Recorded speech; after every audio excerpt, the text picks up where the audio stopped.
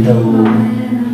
ಆ ಒಳ್ಳೆಯ ನೆಲದ ಮೇಲೆ ಕೆಲವು ಬೀಜಗಳು ಬಿದ್ದಾಗ ಉಳುಮೆ ಮಾಡಿದಂತ ನೆಲದ ಮೇಲೆ ಬಿದ್ದಿದ್ದ ಕಾರಣ ಆ ಬೀಜಗಳು 100ರಷ್ಟು ಫಲ ಕೊಟ್ಟವು. ಒಂದು ಬೀಜ ಬಿತ್ತನೆ ಮಾಡಿದ್ರೆ ಅದು ಅನೇಕ ಫಲವನ್ನು ಕೊಡುತ್ತೆ. ಒಂದು ಟೊಮಟ ಬೀಜ ಹಾಕಿದ್ರೆ ಅದರಿಂದ ಒಂದು 10, 15, 20 ಗಿಡಗಳೆಲ್ಲ ಎಲ್ಲ ಹುಡ್ತಾರೆ.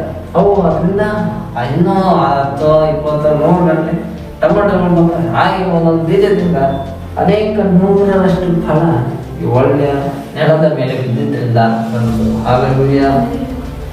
ಹಾಗಾದ್ರೆ ಈ ಸಾಮ್ಯ, ಈ ಕಥೆಯ ಅರ್ಥ ಏನು ಅಂತ ಕೆಲವು ಯೇಸುವಿನ ಶಿಷ್ಯರು ಮಾತ್ರ ಯೋಚನೆ ಮಾಡು. ಹಾಗಾಗಿ ಈ ವಿಷಯ ನಮಗೆ ಕನ್ಫರ್ಮ್ ಆಗಿ ಇದಕ್ಕೆ ಈ ಪ್ರಶ್ನೆಗೆ ಉತ್ತರ ಬೇಕು ಅಂತ ತೀರ್ಮಾನ ಮಾಡ್ಕೊಂಡ್ಬಿಟ್ರು ಯೇಸುವಿನ ಶಿಷ್ಯರು.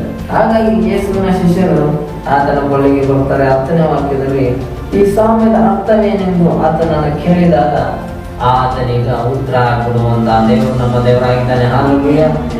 ಇಡೀ ಲೋಕದಲ್ಲಿ ಯಾವ ಕುಲ, ಭಾಷೆ, ಜಾತಿ, ಜನಾಂಗದವರೇ ನಿಮ್ಗೇನೇ ಪ್ರಶ್ನೆ ಇದ್ರು ಯೇಸು ಬಳಿಗೆ ಬನ್ನಿ, ಯೇಸು ನಿಮಗೆ ಉತ್ತರ ಕೊಡ್ತಾನೆ. ಹಾಲೆಲೂಯಾ.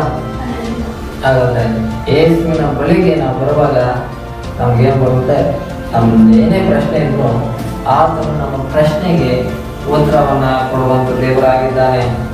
ಆತನು ಇಲ್ಲಿ ಹೇಳ್ತಾರೆ, ದೇವರ ರಾಜ್ಯದ ಗುಟ್ಟುಗಳನ್ನ ತಿಳಿಯುವ ವರವು ನಿಮಗೆ ಕೊಟ್ಟಿದೆ. ಉಳಿದವರಿಗೆ ಕಣ್ಣಿದ್ದರು ನೋಡದಂತೆ, ಕಿವಿ ಇದ್ದವರು ತಿಳಿದುಕೊಳ್ಳದಂತೆಯೂ ಸಾಮ್ಯ ರೂಪವಾಗಿ ಹೇಳಲಾಗುತ್ತದೆ. ಹಾಗಾದರೆ ದೇವರ ರಾಜ್ಯದ ಕೆಲವು ಗುಟ್ಟುವಿನ ವಿಷಯಗಳು, ಕೆಲವು ಲೋಕದ ಜನರಿಗೆ ಗೊತ್ತಾಗದೇ ಇರುವಂತಹ ಕೆಲವು ವಿಷಯಗಳನ್ನ